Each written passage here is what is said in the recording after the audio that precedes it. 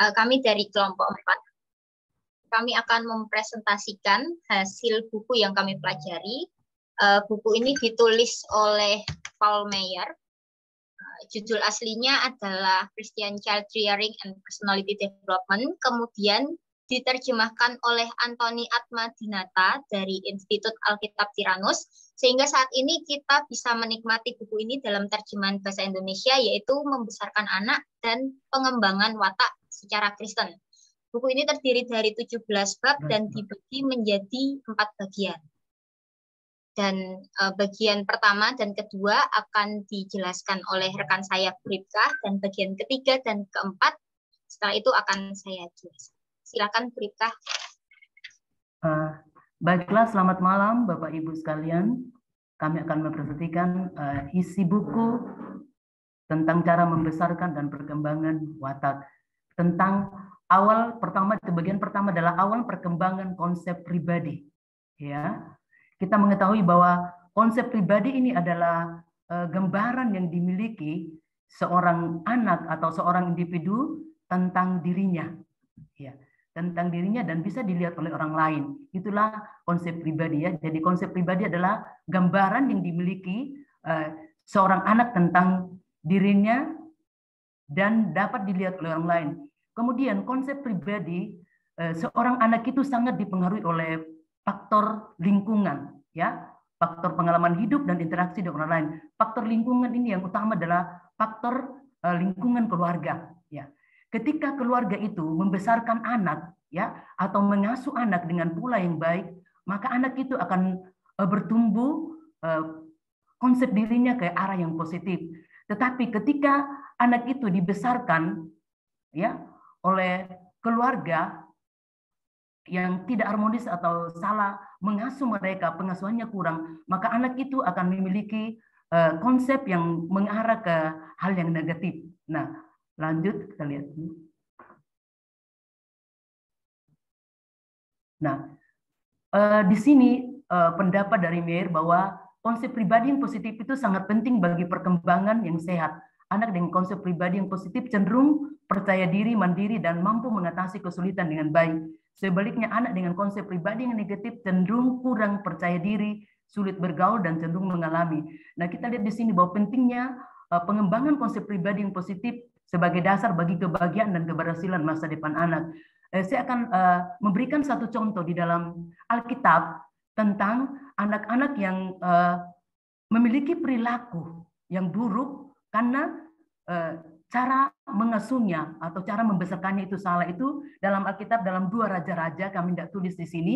Dalam 2 Raja pasal yang kedua ayat 23 tentang 42 orang anak yang berasal dari Betel, ya, 42 orang anak yang berasal dari Betel yang menceboh Nabi Elisa, ya. Ketika Elisa pada saat itu berada di Betel, ya, anak-anak ini mencemooh Elisa dengan kata botak, ya. Dan apa yang terjadi?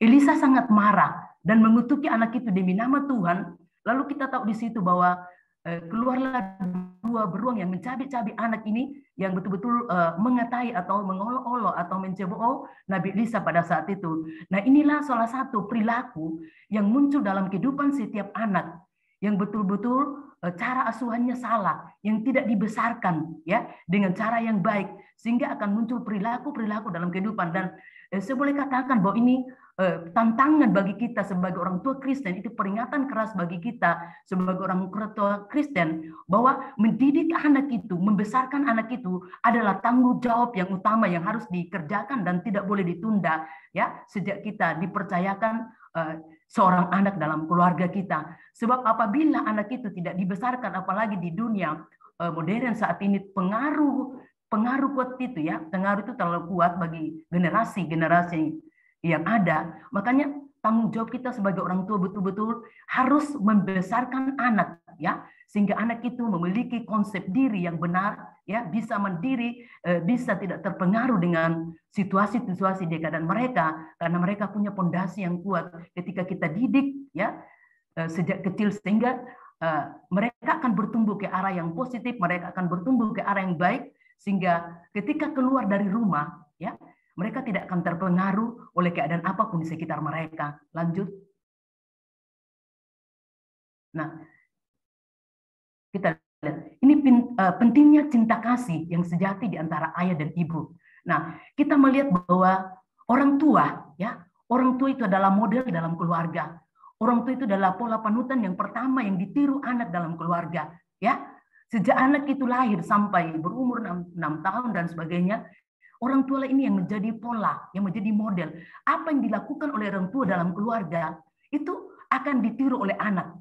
Nah, oleh itu, ya, bagaimana caranya supaya betul-betul anak ini, ya, memperoleh panutan atau memperoleh hal yang baik dalam keluarga? Yaitu pertama, dia harus melihat dari orang tuanya.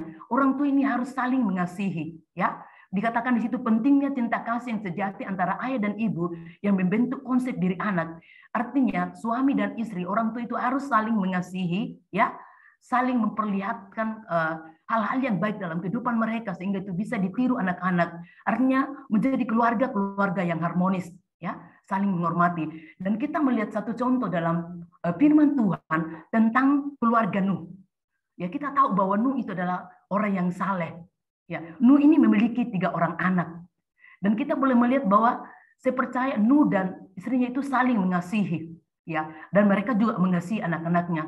Dan ketika mereka disuruh membuat batra oleh Tuhan, banyak olokan-olokan terjadi, ya, di sekeliling mereka. Tapi kita melihat anak-anak mereka tidak terpengaruh, ya, dengan keburukan-keburukan, dengan kejelekan-kejelekan yang dilakukan orang-orang di sekitar Nuh. Mereka orang-orang di sekitar lingkungan Nuh pada saat itu, mereka tekun-tekun membantu ayah mereka itu Nuh sehingga batra itu bisa selesai. Nah, ini luar biasa kan apa? Ya, mereka tidak terpengaruh kenapa? Ya, dalam keluarga mereka sudah mendapatkan kasih sayang yang penuh, tidak perlu lagi mencari perhatian di luar dan sebagainya karena betul-betul mereka dikasihi. Orang tua mereka memberikan teladan bagaimana seorang bapak yaitu Nuh yang mengasihi keluarganya. Kita tahu bahwa dia saleh, dia juga mengasihi Tuhan. Dan saya katakan bahwa inilah keluarga Nuh, ini adalah keluarga teladan, ya, keluarga yang harmonis, ya, harmonis, sehingga betul-betul anak-anak mereka tidak terpengaruh oleh lingkungan, oleh keadaan buruk yang dilakukan orang-orang di sekitarnya pada saat itu. Kenapa? Mereka punya fondasi yang kuat karena mereka telah meniru, mereka telah meneladani bagaimana kesalehan Nuh, bagaimana kesalehan istrinya, bagaimana ketaatan mereka kepada Tuhan, dan itu juga ditiru oleh anak-anaknya. Mereka hormat sama orang tua sehingga mereka tidak terpengaruh oleh keadaan di sekitarnya, ya. Walaupun olokan terjadi, oh kenapa Nuh harus membangun baterai di atas gunung dan sebagainya, mereka tidak terpengaruh sama sekali. Kan apa? Mereka telah memiliki, ya, telah dikasih, mereka telah memiliki cinta kasih yang luar biasa. Lanjut. Kita lihat lagi. Ya. Nah, kita lihat bahwa cinta kasih yang sejati antara ayah dan ibu adalah dasar penting bagi kehidupan dan perkembangan anak. Kita lihat di situ bahwa ketidakharmonisan dalam hubungan antara ayah dan ibu itu mempengaruhi konsep diri anak. Ketika anak-anak dibesarkan dalam keluarga yang otoriter, anak-anak itu pasti akan perilakunya kasar. Ketika anak-anak dibesarkan dalam keluarga yang perselingkuhan, pasti anak-anak itu akan liar. Tapi ketika anak-anak akan dibesarkan dalam keluarga yang harmonis, pasti anak-anak itu akan tumbuh dalam kebahagiaan dan percaya dirinya akan lebih lagi. Lanjut. Nah, kita lihat di sini. Hal yang berikut itu cara mengajar anak untuk mengasihi dirinya sendiri, ya. Cara mengajar anak untuk mengasihi dirinya sendiri.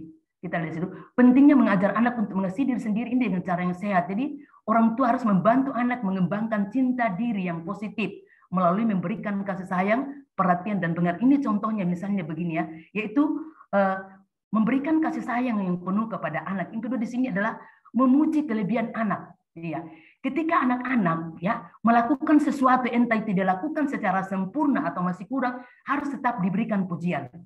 Ya, oh ini sudah bagus nak, mungkin ini masih kurang, perlu ini, tapi harus diberikan pujian. Ya, dan anak tidak boleh selalu dipersalahkan. Oh ini salah, oh ini salah, tidak. Tetapi sekecil apapun yang anak buat dalam keluarga itu harus diberikan pujian. Dan ini pengalaman saya, ya, pengalaman saya sebagai seorang ibu. Saya pernah kursus sama-sama dengan anak saya, kursus komputer, ya. Saya sama-sama kursus. Tak taunya pada saat itu anak saya itu diberikan sertifikat karena dia lulus. Saya tidak diberikan sertifikat karena saya tidak lulus. Oh, anak saya loncat luar biasa, dia gembira luar biasa, dia katakan saya kalah mama, ya. Dan betul-betul saya tertawa karena memang saya tidak dikasih sertifikat karena saya tidak lulus dalam kursus komputer pada saat itu, saya tidak bisa di Excel, ya, dan seterusnya. Anak saya itu betul-betul dia bangga, dia luar biasa, dia katakan mama saya kalah mama, ya. Dan puji Tuhan, memang itulah yang dibutuhkan anak-anak, bahwa anak-anak itu perlu pujian, ya, tidak selamanya dipersalahkan. Kemudian berikut adalah memberikan penghargaan, ya, atas usaha yang telah dilakukan oleh anak, ya. Memberikan penghargaan ini bermacam-macam, entah itu hanya karena melalui kata-kata, entah itu melalui sedikit bingkisan dan sebagainya, ya, itulah salah satu penghargaan atas setiap anak. Kemudian cara yang berikut adalah memberikan kesempatan kepada anak, ya, untuk mengambil keputusan. Artinya kita memberikan kesempatan kepada anak hal-hal yang disukai dan hal-hal yang tidak disukai. Jangan pernah kita sebagai orang tua memaksakan kita kepada anak. Iya, dari cara membesarkan anak itu kita tidak boleh memaksakan kehendak kita. Oh, kamu harus jadi begini, kamu harus begini. Tetapi kita berikan pilihan kepada anak sesuai dengan bakatnya, sesuai dengan kemampuannya, sesuai dengan dunia, supaya anak itu betul-betul mempunyai konsep pribadi, mempunyai konsep diri yang baik. Iya, ketika keluar dari rumah oleh di dalam keluarga. Ya, kemudian kita memberikan pujian seperti contohnya, ya. Contoh dalam Alkitab tentang Timotius. Timotius itu dibesarkan oleh neneknya dengan kasih sayang itu dari Eunike dan Lois, ya. Sehingga apa yang terjadi? Timotius ini bertumbuh karena dikasihi, ya, dibimbing, ya. Dikatakan neneknya itu bertumbuh dalam imannya. Rasul Paulus katakan karena imanmu bertumbuh dari nenek Lois, ya, artinya dipengaruhi Lois itu. Dan apa yang terjadi? Timotius dipakai Tuhan luar biasa bersama dengan Paulus untuk menjadi penginjil, ya. Dikatakan dia sebagai anak muda pada saat itu. Kenapa? Dia telah diarahkan, dia telah dibesarkan dengan kasih sayang dari ibunya Eunike yang pada saat itu dia adalah orang Yahudi, ya, Lois orang Yahudi, sedangkan bapaknya itu adalah orang Yunani. Saya tidak tahu apakah bapaknya ikut membesarkan tentang Timotius ini, tetapi satu hal bahwa dia telah dibesarkan dengan kasih sayang yang luar biasa sehingga dia bertumbuh, ya, menjadi seorang yang dipakai oleh Tuhan, ya, bersama dengan Rasul Paulus di dalam penginjilan. Nah, itulah salah satu contoh cara membesarkan anak. Kemudian lanjut. Nah, kita lihat bagian kedua itu dari masa ke masa, ya. Semasa ini kita lihat 6 tahun pertama. Selama 6 tahun pertama kehidupan, anak mengalami perkembangan yang sangat besar dalam hal fisik, emosional, sosial, dan kognitif. Hal ini menjadikan periode ini sebagai waktu yang kritis dalam membentuk. Nah, inilah saatnya betul-betul orang tua di sini harus berperan, ya, karena ini masa pertumbuhan anak. Ya, saya katakan tadi, ini masa pertumbuhan anak. Apa yang dilakukan oleh orang tua akan ditiru oleh anak. Nah, kita lihat di sini bahwa anak-anak ini adalah pembelajar yang aktif, ya. Jadi untuk masa-masa ini anak itu harus didampingi, harus diajak bermain, ya.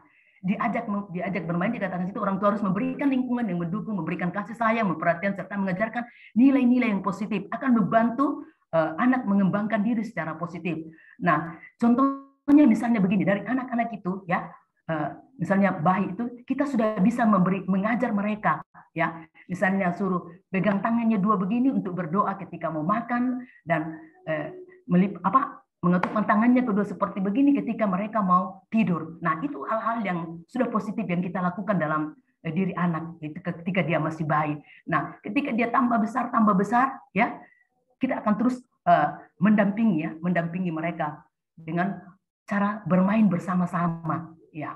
Nah, bermain bersama-sama ini adalah hal yang penting, ya, karena sekarang itu banyak anak keluar dari rumah mencari perhatian karena kurang kasih sayang dalam keluarga. Orang tua sibuk sendiri, ayah sibuk sendiri, ibu sibuk sendiri. Akhirnya anak ini juga tidak ada yang perhatikan, ya. Kadang-kala juga terlalu dipercayakan kepada pembantu, padahal cara yang mendidik anak itu bukan pembantu, tetapi memang harus orang tua. Nah, sehingga anak-anak itu akan diajak bermain, ya. Entah itu kita bawa ke misalnya di PAUD, ya, usia dini itu kita ajak bermain di situ dan sebagainya. Nah, di situ kita bisa tanamkan nilai positif. Misalnya ketika anak-anak sedang bermain, ya, tiba-tiba ada temannya yang rampas dia punya permainan. Nah, di situ kita harus menanamkan kepada anak-anak itu bahwa untuk memperoleh sesuatu, ya kita harus meminta izin kepada orang lain dan sebagainya dan sebagainya. Banyak hal-hal yang bisa diajarkan ketika dalam keadaan sedang bermain dengan anak. Jadi betul-betul kita harus prioritaskan waktu untuk dekat dengan anak, misalnya pada saat-saat libur. Betul-betul jangan sampai waktu kita sebagai orang tua hanya sibuk mencari uang dan sebagainya, tetapi betul-betul kita harus ada perhatian. Buat apa banyak uang kalau rumah tangga hancur, anak-anak hancur, ya? Uang memang cukup, tetapi anak-anak hancur karena apa? Salah satunya adalah karena kita tidak ada waktu untuk hidup dekat dengan mereka, ya, hidup dekat dengan mereka. Terus lanjut, iya, mengembangkan, ya, kita lihat di sini, mengembangkan anak yang mengalami gangguan emosi. Nah, apa yang kita lakukan sebagai orang tua ketika anak-anak kita mengalami gangguan emosi? Mungkin itu karena faktor, ya, faktor gangguan emosi ini terjadi pada alasannya seperti faktor genetik atau pengalaman atau faktor dari luar dan sebagainya. Yaitu menurut saya itu pertama, ya,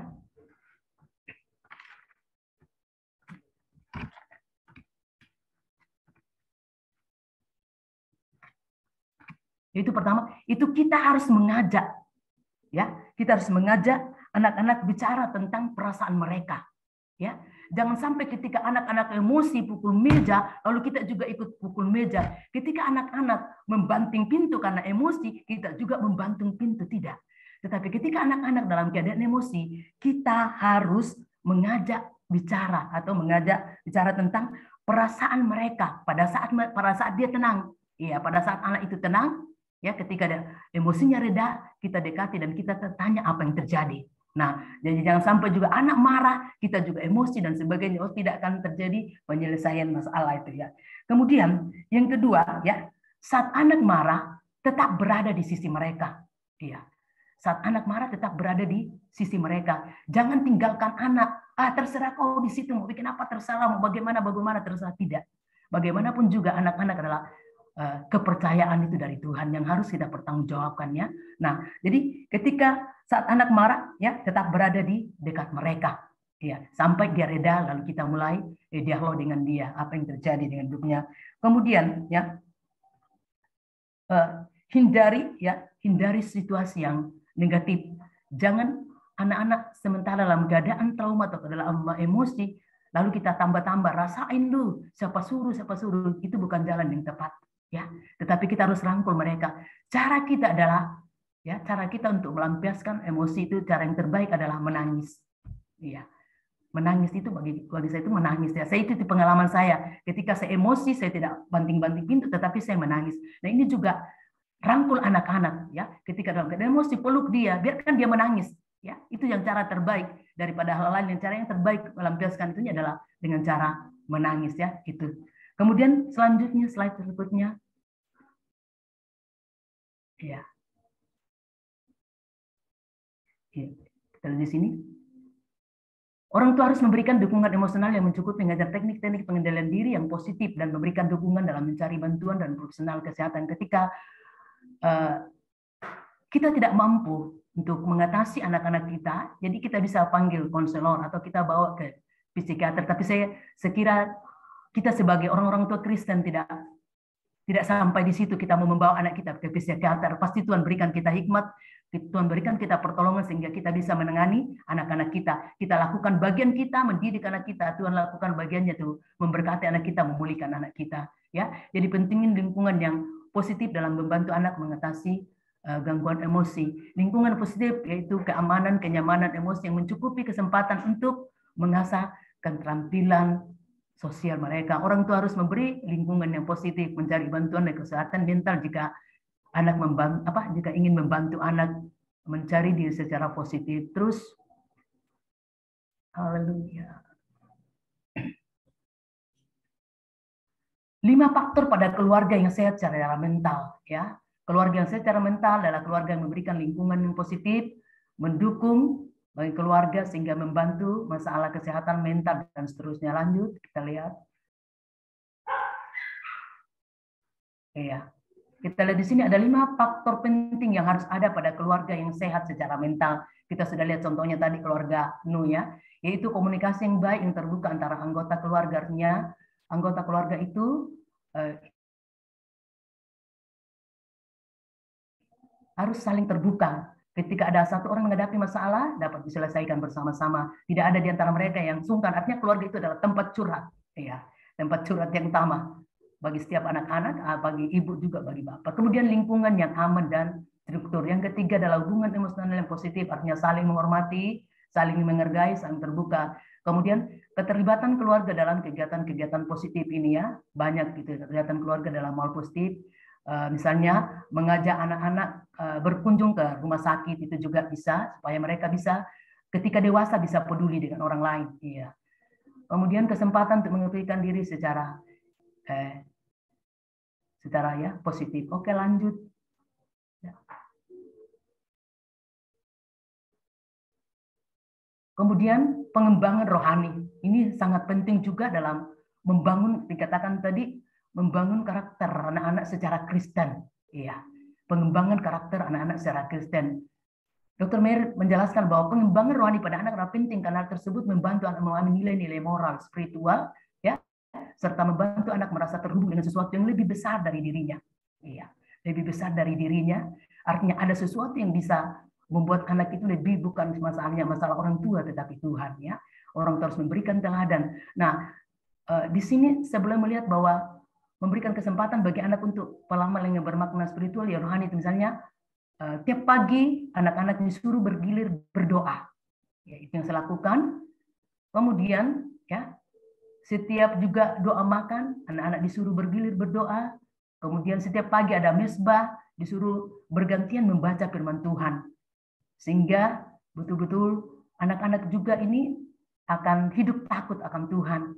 Artinya mereka bertumbuh bukan hanya orang tua mampu lakukan, tetapi kita memberikan pemahaman kepada mereka bahwa orang tua sangat terbatas dalam segala hal. Tetapi ada satu yang betul-betul yang bisa membuat anak-anak itu sukses di masa depan, terpelihara di masa depan, ya, terlindungi di masa depan adalah Tuhan. Ya, kita harus mengatakan kepada anak bahwa orang tua terbatas dan orang tua satu kali orang tua dengan anak itu akan berpisah. Satu waktu anak-anak itu akan keluar dari rumah, tidak selamanya akan tinggal dalam rumah dan bergantung orang tua. Tetapi ada satu tempat untuk anak-anak bisa bergantung yang lebih lagi adalah Tuhan. Sumber segala sumber pertolongan, sumber segala sumber hikmat, sumber segala sumber berkat itulah yang akan membawa anak-anak ke masa depan. Kita sudah lihat contoh-contoh di dalam Alkitab bagaimana Sadrak, Mesak, Abednego walaupun mereka ada di lingkungan Babel, ya, dalam pembuangan, tetapi mereka bisa menjadi orang-orang yang sukses yang dipakai oleh Tuhan. Karena apa? Mereka telah taat. Karena apa? Lingkungan keluarga, orang tua mereka telah memberikan kesempatan kepada mereka untuk bertumbuh dalam hal rohani, ya, untuk belajar dari firman Tuhan sejak dini sehingga mereka tetap kuat untuk menghadapi tantangan yang akan terjadi di masa mendatang dalam lingkungan mereka. Sekian dari saya. Silakan Adik PB lanjutkan. Terima kasih.